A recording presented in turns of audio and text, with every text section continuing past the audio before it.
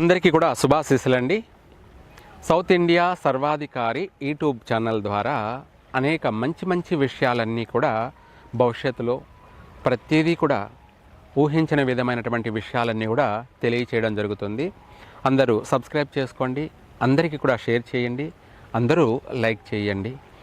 అంతేకాకుండా మనకు ఈ యొక్క శ్రీ శాలివాహన శకం శ్రీ విశ్వావసునామ సంవత్సరం మార్గశిర మాసం ఇంగ్లీష్ ప్రకారంగా డిసెంబర్ నెల, ఈ యొక్క మాసంలో మార్గశిర మాసంలో ఈ తులారాశి వారికి ఎలా ఉంటుంది, ఎలా ఉండబోతుంది అనే విషయాలలో పూర్తిగా కూడా తెలుసుకుందాం. తులారాశి వారికి ఇక్కడ చిత్తా నక్షత్రం 3, 4, 2 పాదాలు, అలాగే స్వాతి నక్షత్రం 4 పాదాలు, విశాఖ నక్షత్రం 3 పాదాలు కలిపితే తులారాశి. ఈ రాశి వారు ఈ మాసంలో ప్రతి విషయాలలో కూడా చాలా జాగ్రత్తగా నడుచుకోవాలి. ప్రతి విషయంలో కూడా, ప్రతి పనిలో కూడా ఆచితూచి వ్యవహరించాలి. వీళ్ళ వ్యవహార శైలి ఎదుటి వాళ్ళందరికీ కూడా ఆగ్రహాన్ని, కోపాన్ని, కోపతాపాలను కలిగించే అవకాశం అధికంగా ఉన్నాయి. లేదా వీళ్ళకే కోపతాపాలు అధికంగా అయ్యే అవకాశం ఉంది. ప్రతి దాంట్లో కూడా నిరుత్సాహం చెందే అవకాశం ఉంది. ఆవేశాలకి వెళ్ళే అవకాశం ఉంది. అమితమైన ఆవేశపడే అవకాశాలు కనపడుతున్నాయి.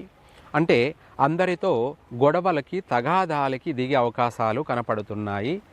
ఇది మంచిది కాదు. ఏది ఏమైనా కూడా శాశ్వతమైనది మంచితనము, మంచి యొక్క నడవడిక, మంచి మాట తీరు, ఇవి మాత్రమే శాశ్వతమైనవి. ఈ కోపతాపాలు, ఆవేశాలు ఇవి మనకు నష్టాన్ని కలగచేస్తాయే తప్ప ఎదుటి వాళ్ళకి నష్టాన్ని కలగజేస్తాయి. మళ్ళీ మనకు అంతకంటే మించి మనకే నష్టాలను కలగచేస్తాయి. కాబట్టి అందుకనేసే ఓర్పు అవసరము, సహనము అవసరము. భూదేవి అంత ఓర్పు కావాలి, ఆకాశమంతా సహనం కావాలి. అందుకే ప్రకృతితో ఇవన్నీ కూడా పోలుస్తారు. అంటే ఎగ్జాంపుల్గా గాలి ఎంత చల్లగా వీస్తే దాన్ని చల్లగాలి లేదా పిల్లగాలి అంటారు. అలాగే గాలి లేకుండానే ఆగిపోయింది అనుకోండి, ప్రపంచమంతా నాశనం అయిపోతుంది. మనం ఊపిరి పీల్చుకోవడానికి కూడా అవకాశమే ఉండదు. ప్రతి ప్రాణి అప్పుడే క్షణాలలోనే నశించిపోతుంది, మరణిస్తుంది. ఎందుకంటే గాలి రాలేదు కాబట్టి. అలాగే గాలి తీవ్రం దాల్చిందనుకోండి, ఆవేశపూరితంగా దాన్ని పెనుగాలి అంటారు, విషగాలి అంటారు. ఇంకా చెప్పాలంటే అంతకు మించి కూడా అంటారు. దానివల్ల అనేక ప్రకృతి నష్టాలు, విలయాలు, ప్రళయాలు సంభవించే అవకాశం కూడా ఉంది. అంటే ప్రకృతి అంతా కూడా, ప్రపంచానికంతా కూడా హాని కలగచేసే అవకాశం ఉంది. అందుకనేసే మనిషి ఆవేశపూరితంగా నడుచుకోకూడదు, అహంకారంగా నడుచుకోకూడదు. అలాగే ఇవన్నీ ఎందుకు నడుచుకోకూడదు అంటే మీరు బాగుండడం కోసమే, ఎదుటి వాళ్ళ గురించి కాదు. మిమ్మల్ని మీరు కాపాడుకోవడానికి, మీరు ప్రశాంతంగా ఉండడానికి, మీరు మనశ్శాంతిగా ఉండడానికి, అన్ని రంగాలలో కూడా మీరు రాణించడానికి మాత్రం మనశ్శాంతిగా ఉండడమే ఉపయోగపడుతుంది. మీరు ప్రశాంతంగా ఉన్నారంటే ప్రతిదీ కూడా ప్రశాంతంగానే జరుగుతుంది. ఓర్పుగా ఉన్నారంటే ఈరోజు కాకపోతే రేపు, ఇట్లా ప్రతిదీ కూడా మన నడవడికే మన జీవితం, మన కుటుంబం, మనం నమ్ముకొని ఉన్నటువంటి కుటుంబ సభ్యులు అందరూ కూడా బాగుండాలి అంటే మీరు ఓర్పుతోనూ, ఓపికతోనూ, ఇంకా చెప్పాలంటే ప్రతిరోజు ప్రతినిత్యం దైవారాధనతోనూ మీ జీవితాన్ని 3 పూలు 6 కాయల్లా చేసుకోండి. ఇంకా చెప్పాలి అంటే ఈ రాశి వారికి కుటుంబ సభ్యులతోనూ తగాదాలు ఏర్పడే అవకాశం ఉంది. అంటే ఇంట్లో భార్యాభర్తలకు కావచ్చు, అన్నదమ్ములతో కావచ్చు, తల్లిదండ్రులతో కావచ్చు, తన కన్న పిల్లలతోనే కావచ్చు, అనుకొని ఊహించని సంఘటనలు జరిగే అవకాశం ఉంది. అంటే ఇంకా చెప్పాలంటే కూడా ఈ రాశి వాళ్ళకి ప్రమాదాలు జరిగే అవకాశాలు ఉంది.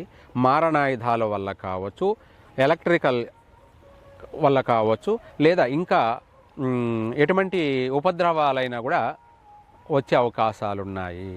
అందుకనేసి ఈ రాశి వాళ్ళు వీలైనంత వరకు కూడా ఈ యొక్క మార్గశిర మాసంలో కుజుడికి కందిపప్పు దానం చెయ్యండి. కుజగ్రహానికి ఒక ఎరుపు జాకెట్లో కందిపప్పు వేసి ఆ కందిపప్పు మూట తీసుకువెళ్ళి ఇంటి నుంచి పట్టుకొని నవగ్రహాల చుట్టూ 9 ప్రదక్షిణలు చేసి ఆ కందిపప్పును ఆ ఎరుపు జాకెట్తో కలుపుకొని ఆయన దగ్గర దానం చేయండి. ఆయన దగ్గర పెట్టడం అదే దానము. ఈ దానం వల్ల అంటే మూట కట్టి పెడుతున్నాం కాబట్టి మన కష్టాలని, మన నష్టాలని, మనకు రాబోయేటువంటి చెడు ఉపద్రవాలని, నష్టాలు అన్నిటినీ కలిపి మూట కట్టి ఆయన దగ్గర పెట్టేశాం. అంటే మన దరిద్రాన్నంతా కూడా తీసుకుపోయి ఆయనకు సమర్పించాము. ఇంకా మనకు ఎటువంటి కష్టాలు రావు. ఒకవేళ వచ్చిన చిన్న స్వల్పమైనటువంటి సమస్యతో మనము బయటపడతాము. ప్రళయాలు, ఉపద్రవాలు రాకుండా స్వల్పమైనటువంటి సమస్యతో మనము సేఫ్గా ఉంటాము. అంటే సుఖంగా, సౌఖ్యంగా, క్షేమంగా ఉంటాము. ఇది తులారాశి వాళ్ళు పాటించవలసింది, ఆచరించవలసింది. ఇంకా కూడా చెప్పాలంటే నూతన వాహనాలు కొనకాకండి. వాటి వల్ల ప్రమాదాలు, ప్రాణాలను కోల్పోయే అవకాశాలు ఉన్నాయి. అమితంగా నష్టాలు కలిగే అవకాశము ఉంది. నూతన వాహనాలు కొనవద్దు. ట్రావెల్స్ బిజినెస్ లాంటివి అస్సలు ఏర్పాటు చేయొద్దు. అలాగే విదేశాలకు వెళ్ళాలనుకున్న వాళ్ళు ఏదైనా వీలైనంత వరకు పోస్ట్ పోన్ చేసుకోవడానికి ప్రయత్నం చేయండి. కుదరని పక్షాన అమావాస్య అయిన తర్వాత పౌర్ణమి లోపలే ఈ రాశి వాళ్ళు కూడా శనికి నల్ల నువ్వులు, అలాగే నలుపు జాకెట్టు ఆయనకు పెట్టి దానం చేసి, రాహుకేతవులకి ఉప్పు తీసుకువెళ్ళి ఇద్దరికి కూడా ఉప్పును దానం చేసి ప్రయాణం కొనసాగించండి. మీకు ఎటువంటి కష్ట నష్టాలు రావు. మీరు శ్రమ పడాల్సిన అక్కరుండదు. ప్రతిదీ కూడా మీకు ప్రశాంతంగా సాగిపోతుంది. అక్కడికి వెళ్ళినా కూడా స్థిరపడతారు. అందరిలో కూడా మీరు రాణించగలుగుతారు, అభివృద్ధి చెందుతారు. అందరికీ మీరు ఒక మార్గదర్శకమైనటువంటి వ్యక్తిగా కూడా నిలబడతారు. ఒక నూతనంగా అభివృద్ధి చెందుతారు. ఇదే కాకుండా మిగతా విషయాలలో కూడా చాలా జాగ్రత్తగా వ్యవహరించాలి. వివాహ ప్రయత్నాలు కూడా మానుకోండి ఈ మాసంలో. తర్వాత ప్రయత్నం చేయండి. ఒకవేళ చేసామో ఏమవుతుంది చేస్తే అనంటే, ఒకవేళ కావచ్చేమో వివాహం అనుకుందాం. సామాన్యంగా కాదు. ఒకవేళ ఎంగేజ్మెంట్కి వచ్చి కూడా మళ్ళీ నిలబడిపోయే అవకాశం ఉంది, ఆగిపోయే అవకాశం ఉంది. అది కాకుండా వివాహం జరిగినా వివాహం అయిన తర్వాత కూడా మళ్ళీ విడిపోయే అవకాశాలే అధికంగా కనపడుతున్నాయి. అలాగే విడిపోయేదేదో కాస్త విడిపోతే పర్వాలేదు, మళ్ళీ పోలీస్ స్టేషన్లు, కోర్టులు మళ్ళీ మూల్యం చెల్లించాల్సినటువంటి సమస్యలు కూడా కనపడుతున్నాయి. అందుకనేసి అంత సమస్య రాకూడదు. ఎందుకు? ప్రశాంతంగా ఒక నెల కన్ను మూసుకుంటే తర్వాత ప్రయత్నం చేసుకోవచ్చు. అది ఈ యొక్క తులారాశి వాళ్ళు ఆచరించాల్సింది, పాటించాల్సింది. ప్రతి విషయాల్లో కూడా జాగ్రత్తగా నడుచుకోండి. సంతాన విషయంలో కూడా జాగ్రత్తగా నడుచుకోండి. ఆరోగ్య విషయాలలో కూడా ఇబ్బందులు ఎదురయ్యే అవకాశం ఉంది.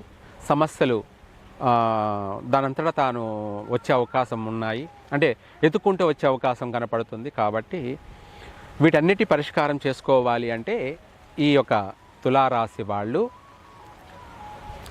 పుట్ట దగ్గర విగ్రహాలు ప్రతిష్ఠ చేస్తుంటాయి. నాగ ప్రతిష్ఠ చేసినటువంటి విగ్రహాలకి ఆవు పాలు, ఒక రాగి చెమ్ములో 1 లీటర్ పాలు తీసుకొని అందులో ఒక 50 గ్రాములు 100 గ్రాములు పసుపు కలిపి పాలు పసుపుతోటి ఆ యొక్క విగ్రహాలకి అభిషేకం చెయ్యండి. ఆ అభిషేకము మంత్రము, పూజ, తంత్రము అవసరం లేదు. ఒక చిన్న మంత్రం చెప్తాను. ఆరోగ్యం బాగలేని వాళ్ళైతే ఓం తక్షకాయ విద్మహే మమ ఆరోగ్యప్రదాయ ధీమహి తన్నో జ్యేష్ఠమాసాదీప ప్రచోదయాత్ అని అభిషేకం చేయండి. అలాగే మనం ఇందాక చెప్పుకున్నట్టుగా నాగారాధన, ఈ యొక్క తులారాశి వాళ్ళు ఆరోగ్యం బాగలేని వాళ్ళు ఇలా చేయండి. ఐశ్వర్యం కొరకు, ఆర్థికంగా అందరూ బాగుపడాలి అంటే ఈ మంత్రాన్ని పఠిస్తూ అభిషేకం చేయండి. ఓం కర్కోటకాయ విద్మహే మమ ఐశ్వర్యప్రదాయ ధీమహి తన్నో జ్యేష్ఠమాసాదీప ప్రచోదయాత్ అని చెప్పేసి ఆ మంత్రాన్ని పఠిస్తూ ఈ పాలు పసుపుతో కలిపి అభిషేకం చేసినట్టు అయితే వీళ్ళ జీవితం 3 పువ్వులు 6 కాయల్లా 100%, ఇంకా చెప్పాలంటే 1000% కూడా వీళ్ళకి అన్ని కష్టాలు వైదొలిగిపోయి అటు ఆరోగ్యపరంగా కావచ్చు, ఇటు ఆర్థిక పరంగా కావచ్చు, ఈ 2 ముఖ్యంగా ఉండాలి ప్రతి మనిషికి కూడా. ఆ 2 విధాలు కూడా కలిసి వచ్చే అవకాశం ఉంది, అభివృద్ధి చెందుతారు. రాబోయే ఎటువంటి ఉపద్రవాలు, ప్రమాదాలు ఇవన్నీ కూడా సైడ్ అయిపోయే అవకాశం ఉంది. లేదా ఒకవేళ జరిగిన స్వల్పమైన సమస్యతో బయటపడతారు, చక్కగా కలిసి వస్తుంది.